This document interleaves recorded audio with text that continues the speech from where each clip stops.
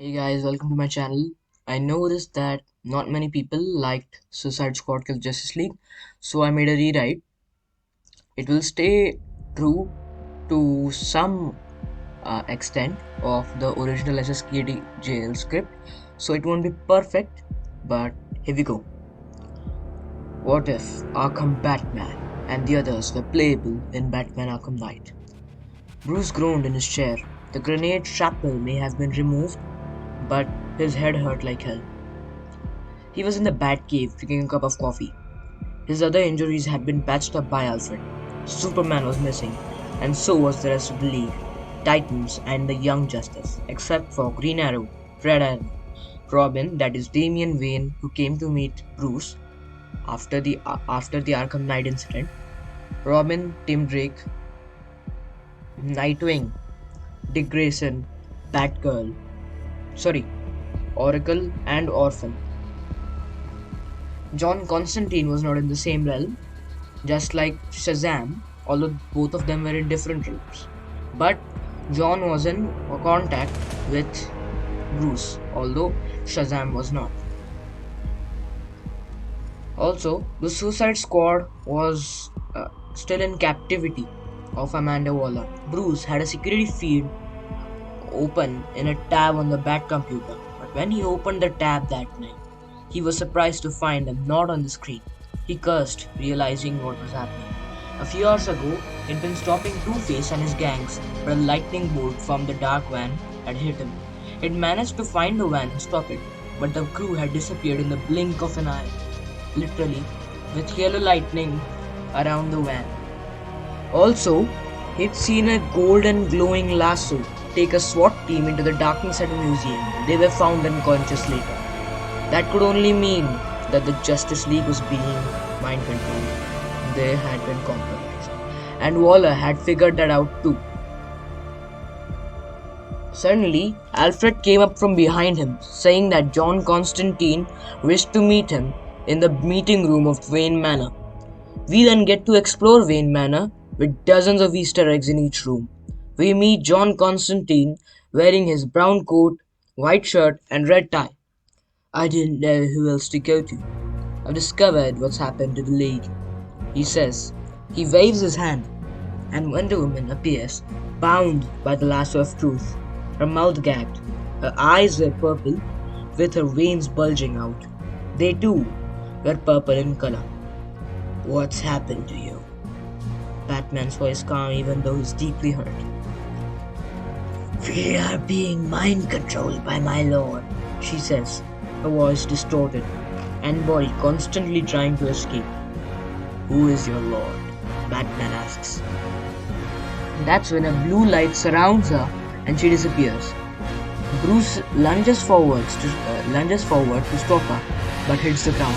Batman gets up, but that's when John collapses on the ground, groaning in pain. He helps John up and asks him what happened. She stabbed me, women, he says, smiling, and Bruce says, I don't know what kind of mind control that was. Look, we need to go to Superman's Fortress of Solitude.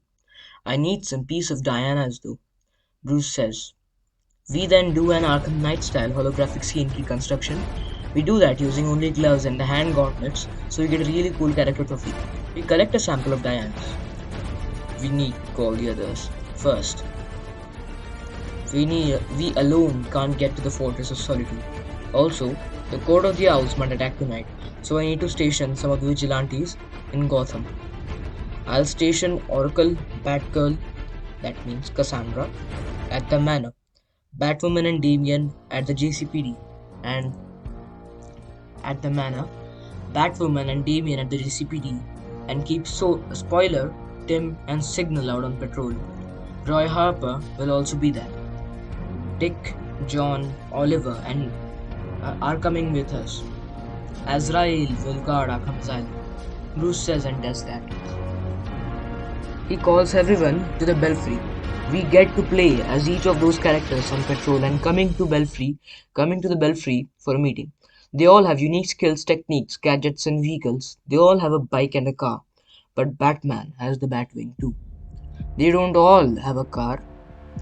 Just Nightwing, Robin, Batgirl, and Oracle actually. We meet at the clock tower, and Batman tells everyone this situation. Just as everyone is about to leave, we hear explosions outside the clock tower. We realize that Gotham Girl and Starfire are attacking. Starfire had green eyeballs, but the rest of her body was like that of Diana. Gotham Girl had red eyes, and her body was the same. Starfire shoots a huge green blast at the clock tower. We then get a boss battle against Starfire, whom we defeat using the cars and Roy's anti-Tamaran arrow. While Bruce, John, and Dick escape, along with Oliver, taking the Batwing and the Batmobile with them. We take down Gotham Girl using Azrael's Venom Pump strength in the end. Yeah, Azrael is on Venom now, but he takes just a few vials every day, so he doesn't go into a savage state. We fight Brainiac's airships on the way and arrive at the fortress. We find it guarded by the military. We take different paths. One is a distraction team consisting of John Constantine and the Green Arrow, so that Nightwing and Batman can get in easily.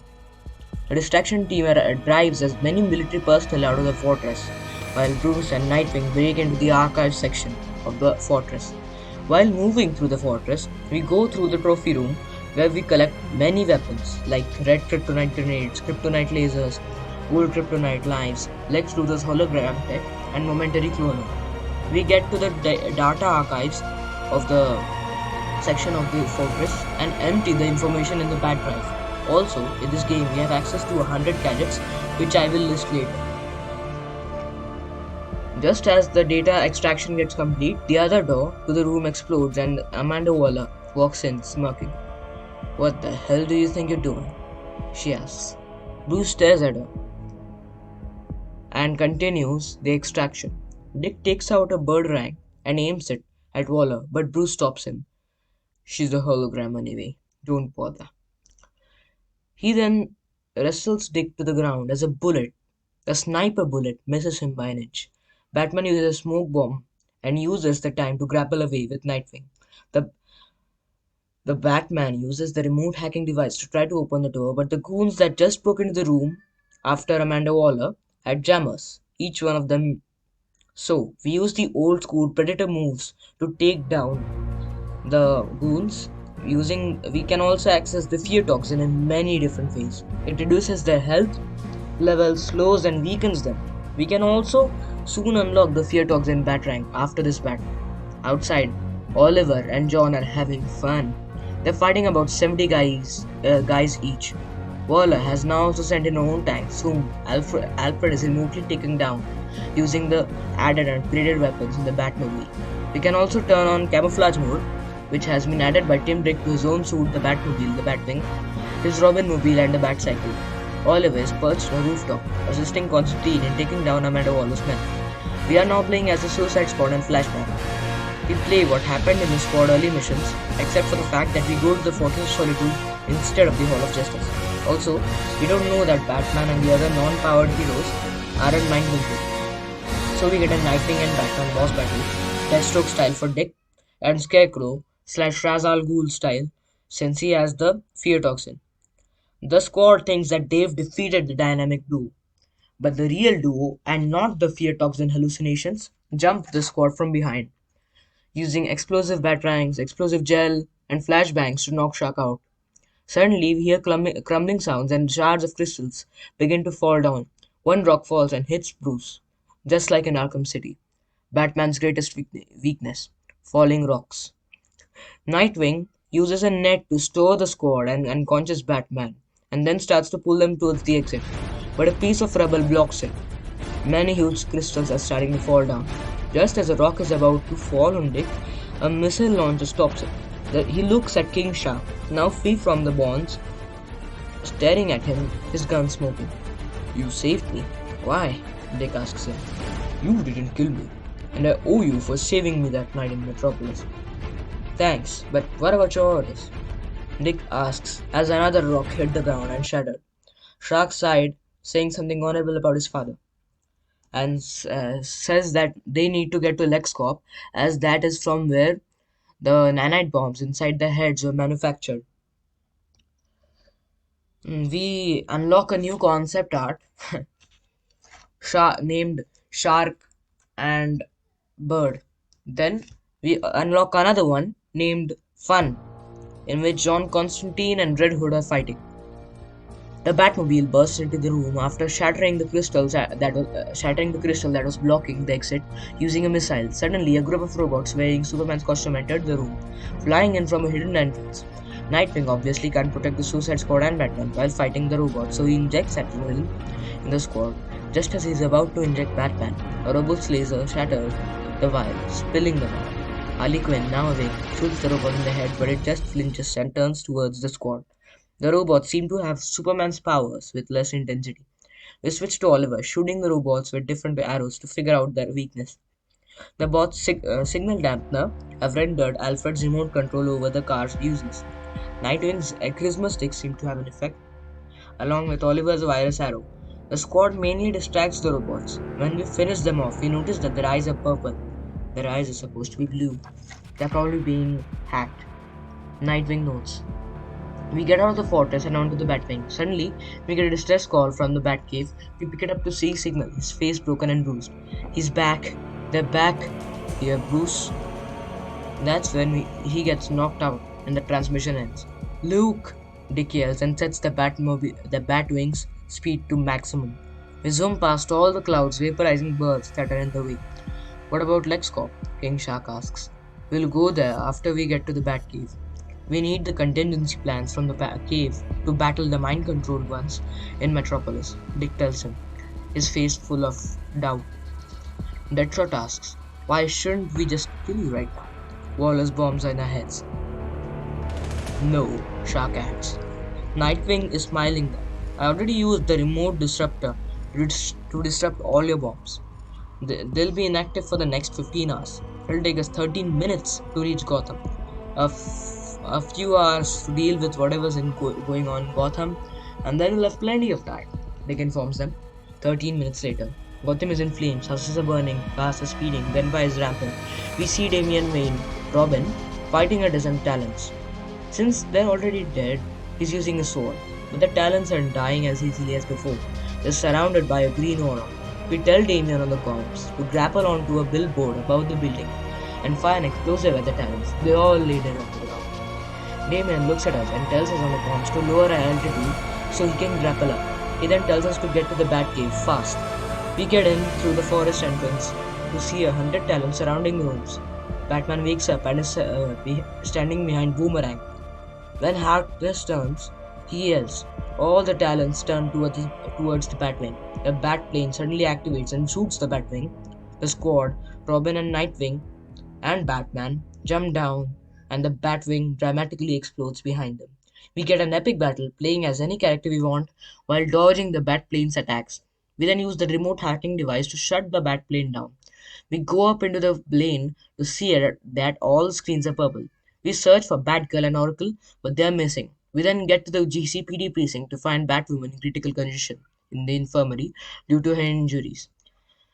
She had been cut by a sword which was poisoned with uranium-237 isotope.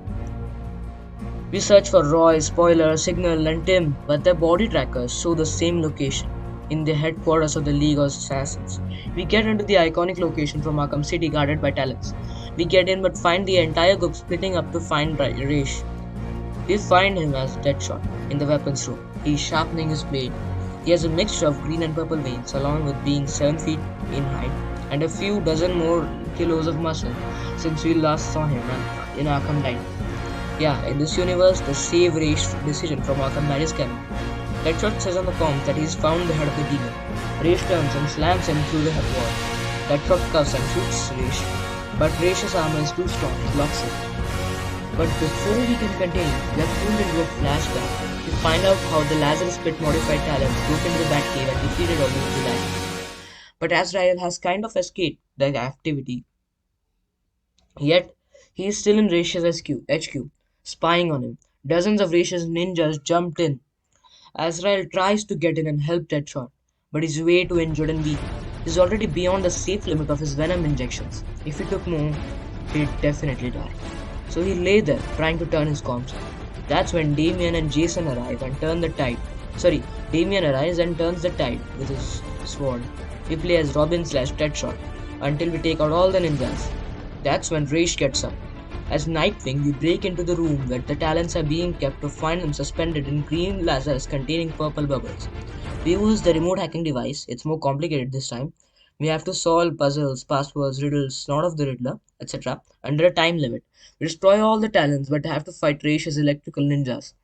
As Green Arrow, Red Arrow take down the remaining talent batches who've yet to leave, Batman sets the kidnapped vigilantes free after taking down an entire legion of ninjas.